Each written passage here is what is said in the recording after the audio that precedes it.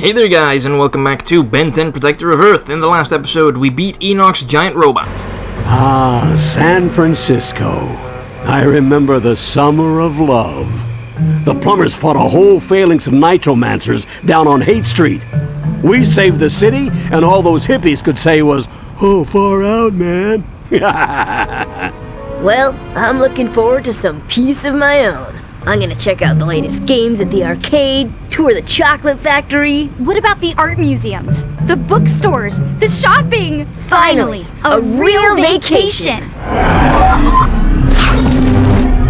Miss me, Tennyson? It's payback time. Kevin 11? What's he doing here? I thought he was in the Null Void. It looks like he found a way out and brought back a few souvenirs with him. It's time to welcome him home.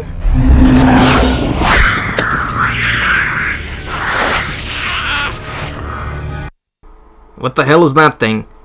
But anyway, it doesn't really matter because Ben's arch nemesis, Kevin 11, is somehow gotten out of the Null Void. But you don't think they ever really bother explaining how that happens.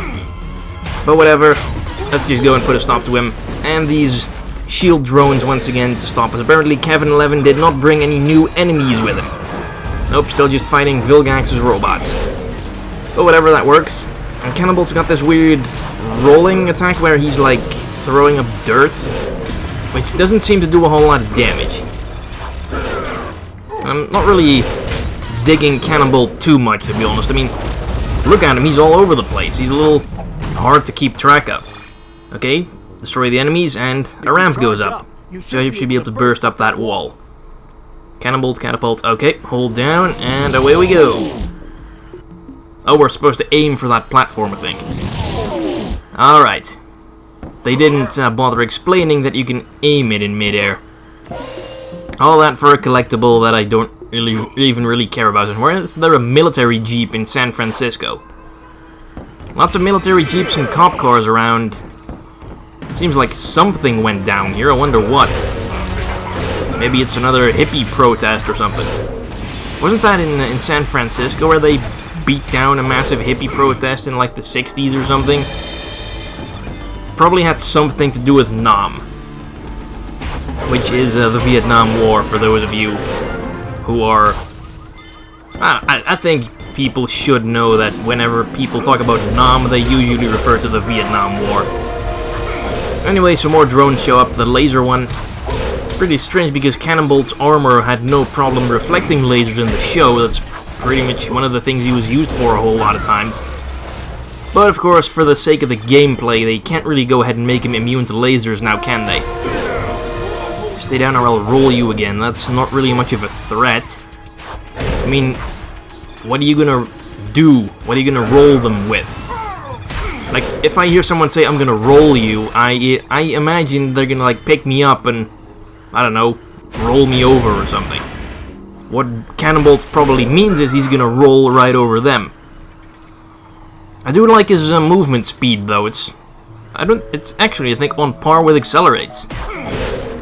So, that's not bad. Okay, there's a pressure plate, here's a crate. The 4 Fists of Just. I like that. That's a pretty cool, fairly cool little quip. Anyway, let's get this thing on that thing and then go back to Cannonbolt, because we're gonna have to go up this ramp. And what awaits us? Okay, platform's over there. I couldn't see it the first time, but now I can, so there we go. Okay. Heatblast, because he's got that mid-air hover thing. Oh, you don't even need it. See, he's got that, but I completely screwed it up.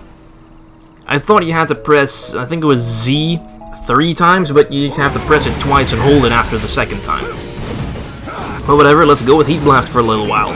He hasn't really been in too much of the episodes lately.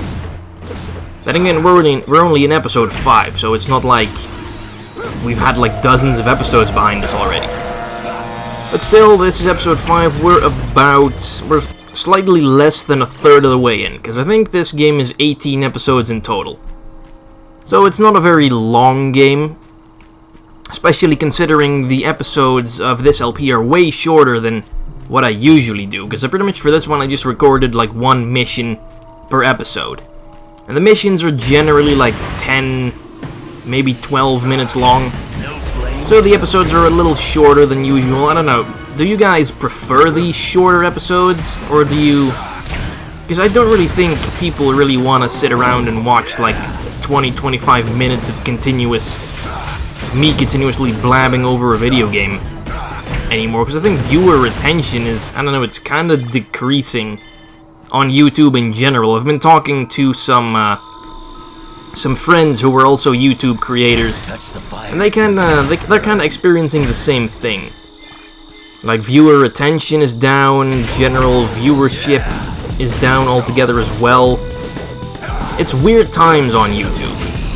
I'm not really sure what is behind it. Anyway, new move. Let's get Solar Flare. Okay, let's see. It was down and... Okay, he throws like these fire boomerangs, a whole bunch of them. It's pretty cool. Drains the hell out of your energy meter, though. But I'm gonna assume that it's also pretty damn powerful to make up for that. Anyway, not a whole lot of enemies around. Still no new enemy types. I mean, they said, oh, Kevin brought some surprises with him from the Null Void. The only thing I saw was that weird worm thing from the cutscene. Nothing new so far, not even those weird, or they like the bat things with the tentacles, which were like the Null Void Guardians or something. You'd think they'd get out and go after Kevin or something. You know the things I'm talking about. They were in the original series, like they kind of look like wild mutt, but with bat wings and tentacles for legs or something. Really weird design. The head was really wild mutt-esque, though. Okay, 2 pressure plates, and I think I know what they want me to do here. Put one on there, and then we have to go super speed. Nice. Okay, hit a switch. Oh, it's just for the ramp. Alright, rock and roll. Gonna roll right over a gap in the bridge. Yep, I'm assuming. I wonder what went down here. I mean, San Francisco was freaking wrecked. I haven't seen San Francisco this wrecked since I saw the opening of Pacific Rim. Because I don't know why, but it's really like a common monster movie trope to smash up the Golden Gate Bridge. I mean, out of all the monuments that have ever been smashed up by giant monsters in the history of movies, I'm pretty sure the Golden Gate Bridge is definitely at the top of that list. Anyway, smash it from doing. I'm gonna have some pound cake. That's not really something specific to cannonballs, is it? I mean, Forearms is also pretty good at pounding people. But whatever, another gap crossed. Would be a lot easier if we just had Stinkfly. Oh, new enemy, Vilgax Mercenary. Mounds was in trouble back in the day, and I bet I can take him out in like 3 hits. 1, 2, 3. Okay, slightly more. Oh, these are actually pretty tough. Not that tough, though. Just have to swat them out of the air, and then they're pretty much helpless. Oh, no, actually they're not. Okay, so in the air they chuck grenades, and on the ground they basically punch you. Damn, a lot of them. It's like, let's introduce a new enemy and then immediately make you fight half a bloody dozen of them. Whatever. They're easy enough to kill. It's not like it's 6 of those Forever Knights champions or something. But then again, those were ridiculously easy to kill as well. And I'm pretty sure there was something on that platform over there, so wait for Heatblast.